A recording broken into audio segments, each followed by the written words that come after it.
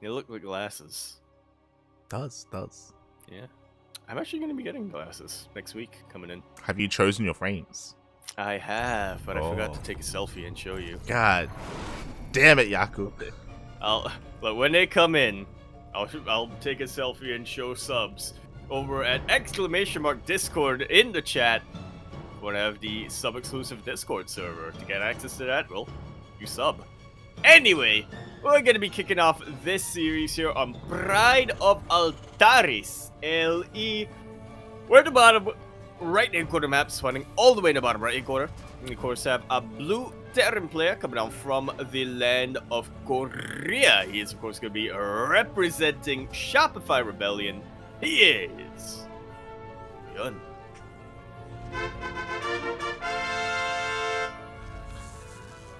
And spawning in the top left-hand corner of Pride of Altaris LE, we have our South Korean Protoss player. He is red, representing Team NV. It is NightMare. The waifus are back. Yeah! I love it. They brought him back. What is this? Thank you, creator. What is this? There's like 5 question marks in this one picture. 1, 2, 3, 4, 5. Oh my god. Yeah. She's so confused. That's the thing.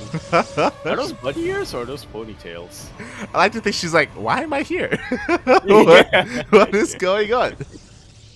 Hey, huh? Oh, it's a bow. Yeah, it's a bow. Yeah. Oh, the recall. Right. Oh, the probe's going home to waifu. Okay. For those wondering what the hell we're on about, if you look at our VODs from last year, the majority of last year, Team even longer than that. Yeah.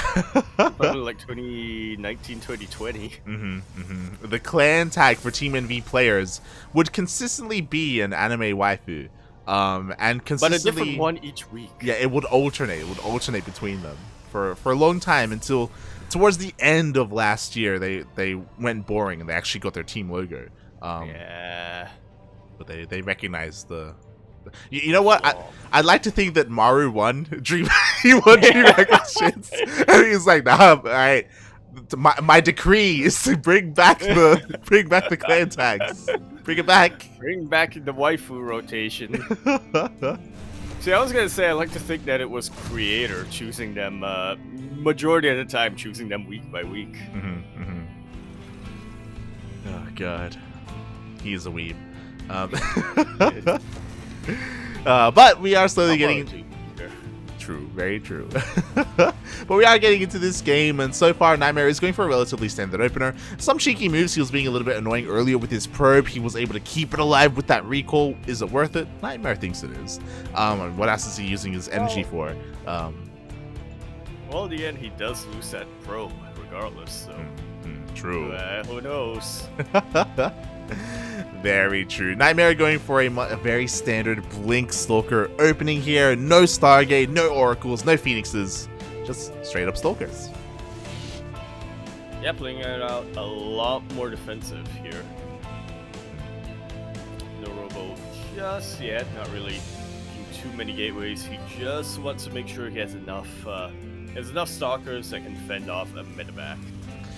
Definitely. Meanwhile, as we do get into this game, Yaku, I would like to ask you if you can reposition your mic a little bit because you sound a little bit far away from your mic. I know what's going on.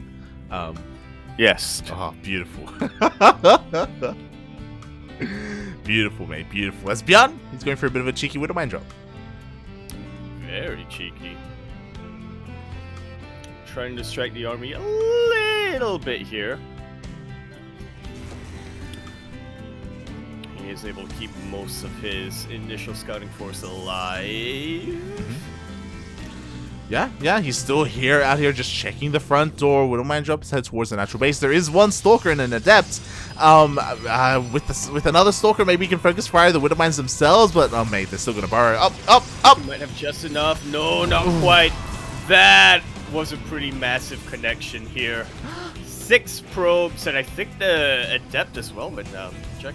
Yes, 6 probes, 1 adept, 1 stalker, 8 probes total throughout this game.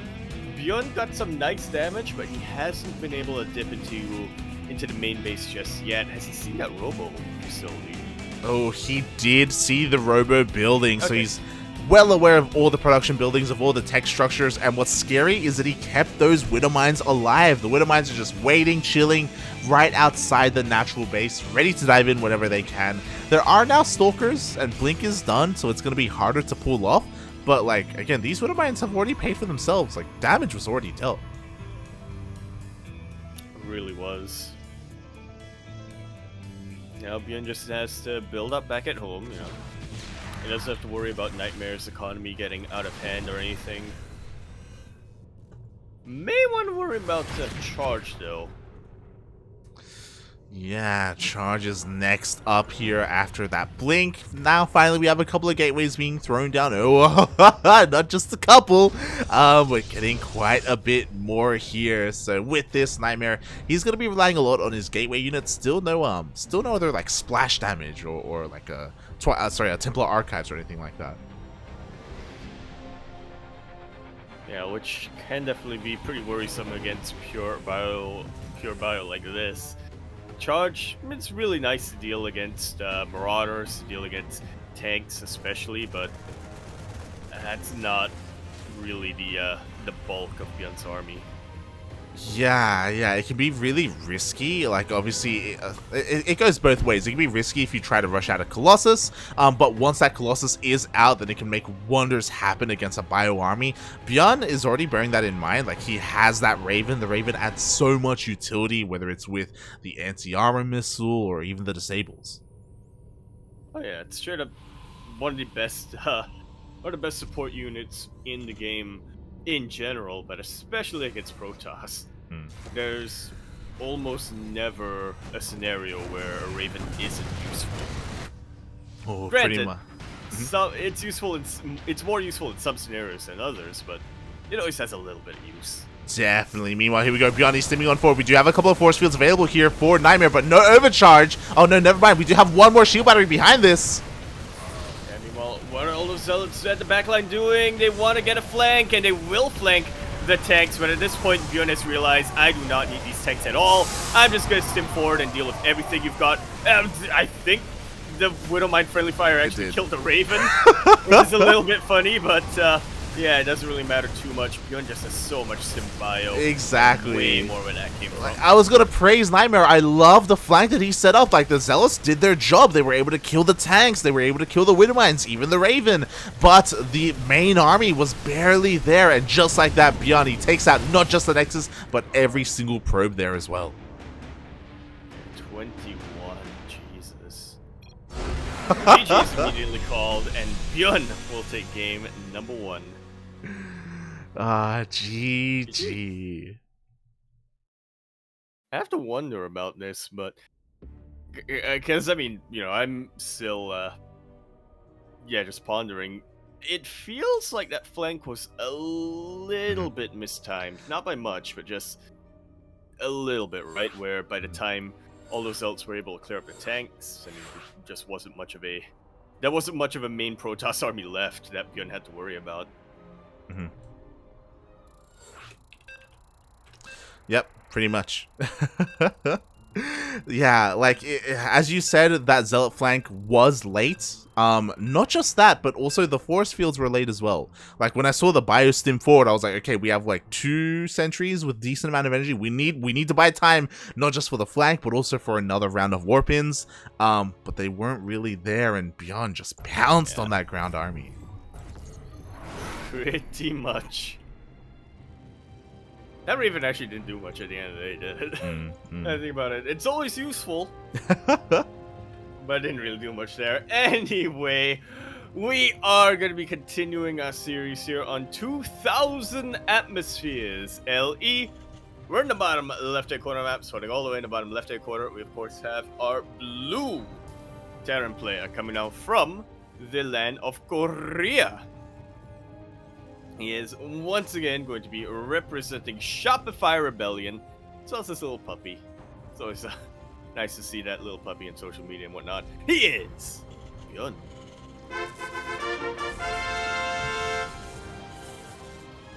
And spawning in the top right hand corner of 2000 Atmospheres LE, we have the South Korean Protoss player representing Team NV. Currently down in this series, but not out. It is NightMare.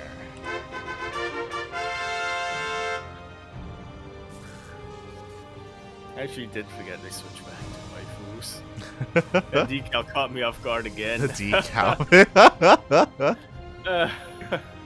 Oh god. Good. If anyone in the chat knows Korean, please tell us if this is a reference or what the speech bubble says. We would appreciate That's it. like from a manhwa or something. Yeah. Let us know. So like an internet meme, like I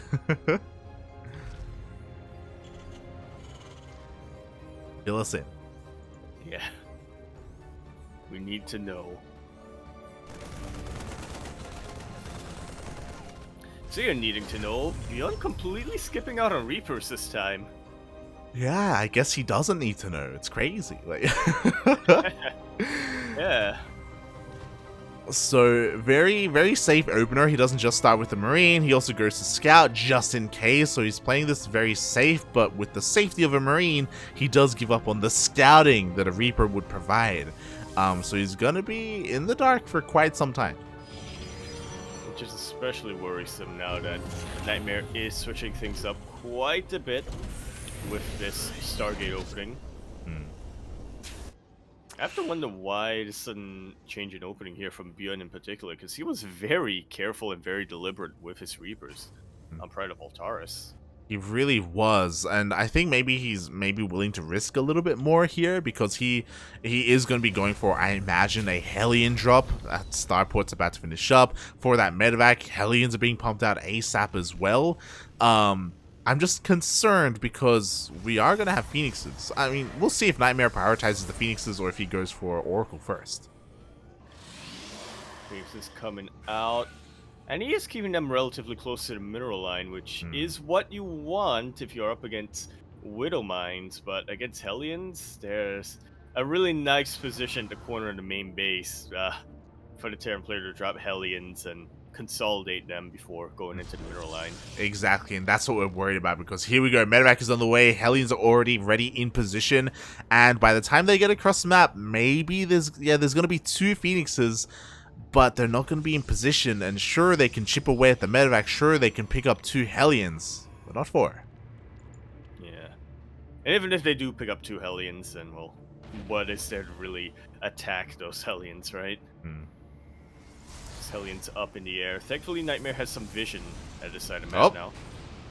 Yeah, exactly. Meanwhile, there we go. Immediately, the Phoenixes dive on top of those Hellions. 3 of them were out already, and we do have shield batteries in both mineral lines. So with that, it looks like... Oh, NightMare, he pushes this away. Very nicely done here.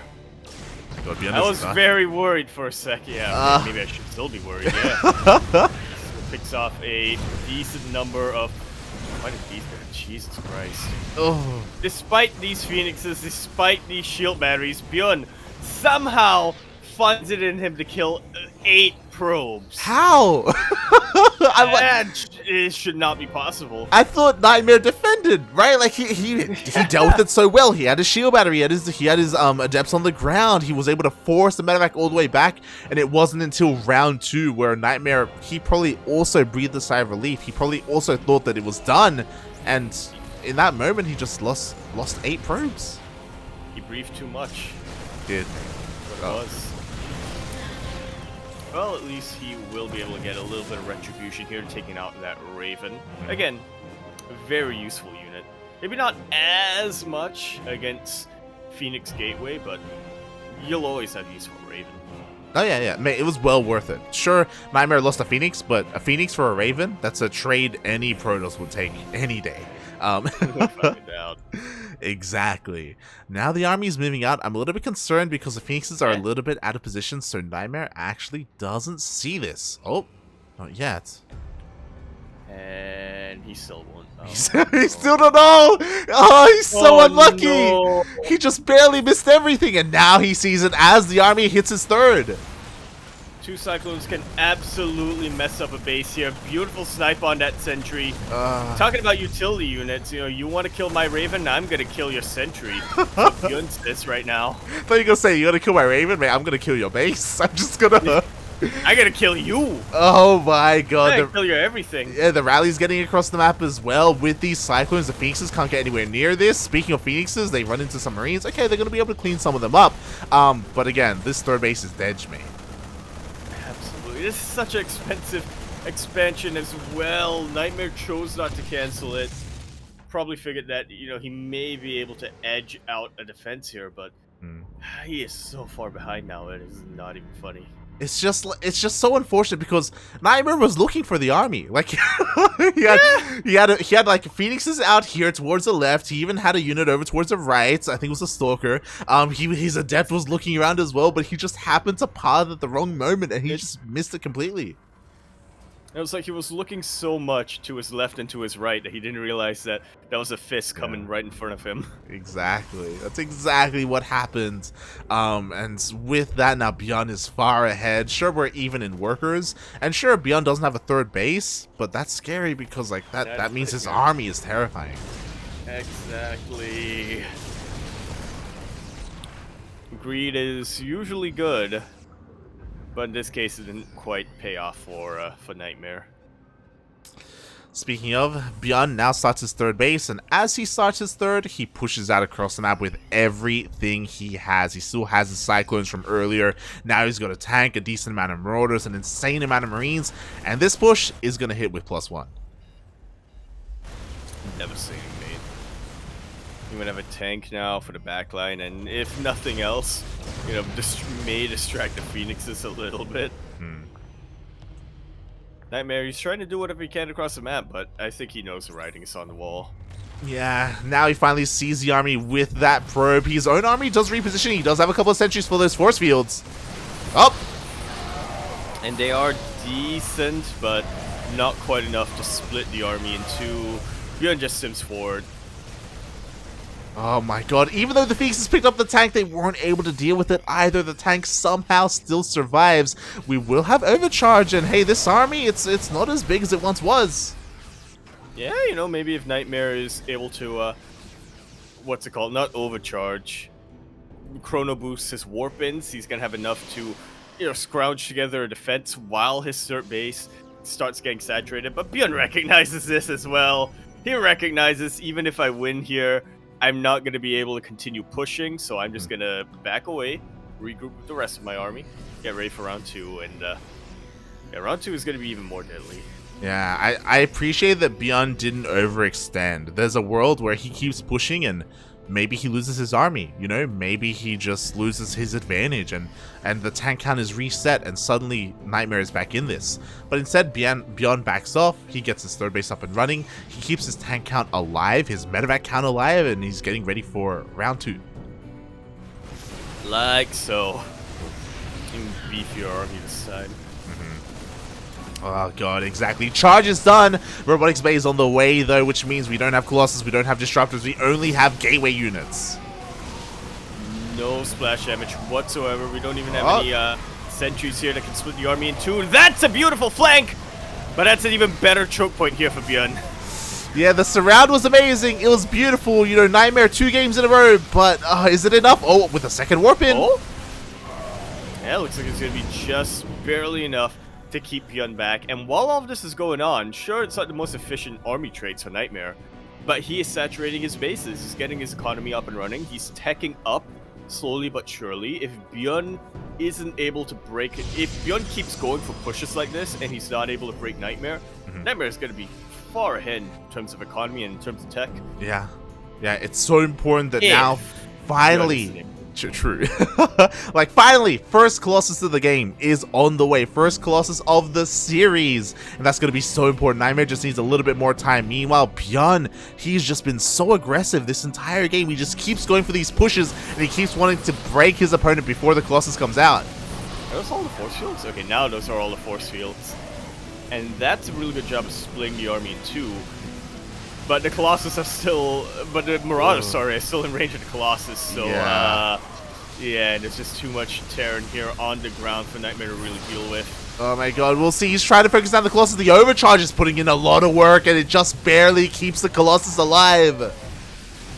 But everything else is dying, and now the Colossus will finally fall. A couple of quick warpings here of Zealots will chase this army away. But at the end of the day, I mean, when we look at the armies remaining, ByuN's at 50 army supply, NightMare's at 20. Much more efficient trade for the Terran player. Yeah, it's a thing where like ByuN, he just keeps like hammering NightMare to the ground, and NightMare like he's barely standing, he's barely keeping his footing, but that's not good enough, right? Like, despite all of that, NightMare, he did keep his probes alive, but he lost his Colossus. Like, it makes the next push that much more deadly. Absolutely does. Now we have Liberators thrown to the mix too. Okay, actually the ground army is not looking as substantial as previously, but I suppose the Liberators do make up for that. Yeah, exactly. There's no real answer to those Liberators. Sure, we have Blink Stalkers, but honestly not that many of them. They try to focus on Libs, but oh, they get one! Oh, not too bad, not too bad. Really setting up right now though, and a lot of these, chargelets actually gets taken out before they can really engage the main army. Thermal Lance did finish up.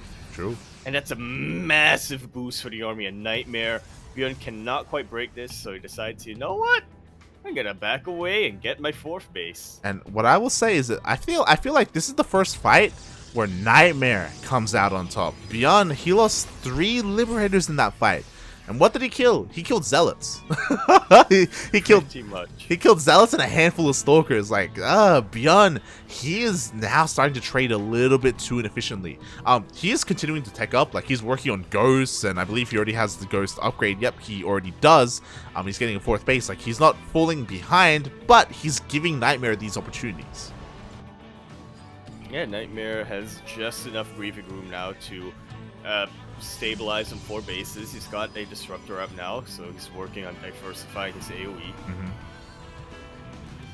Yeah, 2nd Robo on the way for the double Disruptor production, and we know all about Disruptors, mate. The Terran can be up 50 supply, but one juicy Purification Nova, and it doesn't even matter. So you need it's a great equalizer for a reason. Exactly. So NightMare still does have that chance. No, Chance was taken out earlier. He was taken out? Chance. He was taken out? Was he not? By... Oh, man, maybe misremembering.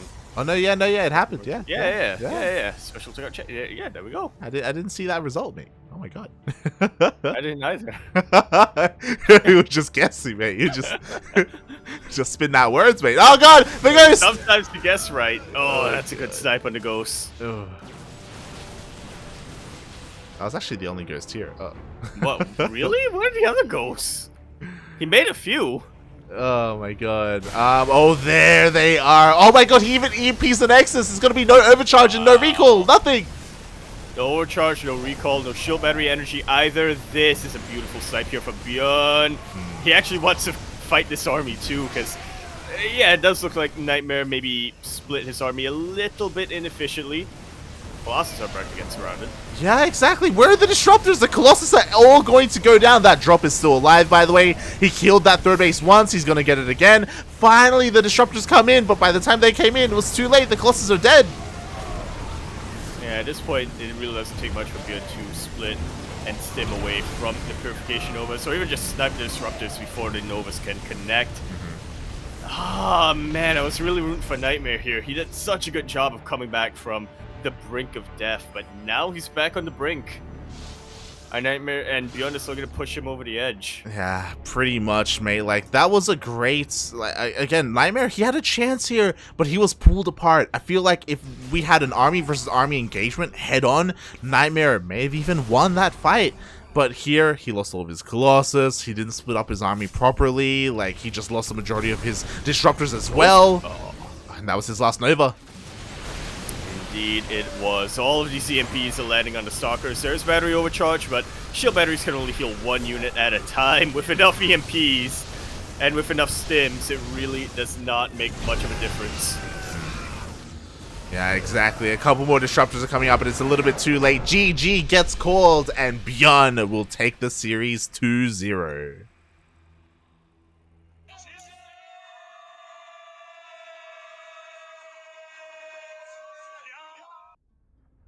Well played here. Very well played here, actually, from both players, I think. Yeah, yeah. Like, it was... I loved the way that NightMare was playing that out. I loved both times that he was prematurely setting up these surrounds with charge lots. Like, there was some really nice, cheeky moves that he was doing. But ByuN is known for his multitasking, for his micro, and... yeah, it was a bit too much in the end. Yeah, ByuN, he was so aggressive from start to finish, and he was doing a really good job of hammering away at NightMare, but NightMare, you know that old saying, you know, the hammer, it can break steel? No, the hammer can break glass, but it could also make steel, right? So, and that was what NightMare was doing for the longest time. What won ByuN the game, I think, was when he realized, I can't keep throwing armies away like this. I need to be smart about this, and then he was able to reestablish his dominance in that match. It's like, or in that map. Suddenly he was like, hold on, I can drop. Yeah. Medivacs, they don't just heal units. I can. Wait a minute, I've been making all these medivacs, yeah. Oh my god. But this changes everything. It's how I shot up from silver to gold, so there you go. I realized I could drop with the medivacs, so drops are pretty good. And yeah, as you said, ByuN recognized, like, after he traded a little bit too poorly in that second to last fight, he was like, you know what, I need to calm down. I need to stop trying to brute force this, right? Like, you know, there's a little bit more finesse to StarCraft, and I should do more than just rally across the map. And yeah, the jobs really worked out for him there in the end. Yeah, I guess you could really see who was the better multitasker in that scenario. Without a doubt, was ByuN, and now he moves on to face another Protoss player in the semifinals. It is not going to be Zest. It is going to be Hero. Once again, let's get some hype in here for Hero, especially in Super Tournament and whatnot. Yo, let's go. I love it. It's one of those things where we have the passing of the torch, right? For a long time, Zest was the Protoss, not just in Korea, but in the entire world. That is who Protoss looked to. And now, we for a couple of months, we've been talking about Classic and Hero. Like, yo, give them some time, and they will get back into this. And they were struggling. You know, it was typically PvP where they excelled, and in the other matchups, they still needed a little bit more work. And I would say they still do. But just like that, Hero takes out Zest 2-1. Well, if they need work in other matchups, Hero specifically, it's hard to get a better practice partner than ByuN. True, very maybe Ryung, according to Maru. maybe. But it is one of those things that Hero has gotten here to the semifinals off of purely PvP, and that is 100% his best matchup. You could argue that he has the best PvP in the entire world right now. Maybe Zaun has something to say about that. Maybe. Okay, yeah, fair. That's maybe. Fair. we need to make a show match. We do. But like, Hero is looking very strong in that matchup. I would say his weakest matchup is PvZ. Like, his versus Zerg can use some work. Yeah. But PvT, mate, it's pretty good. Yeah. You know what? There ain't no Zerg players here yet. Not yet. Not yet.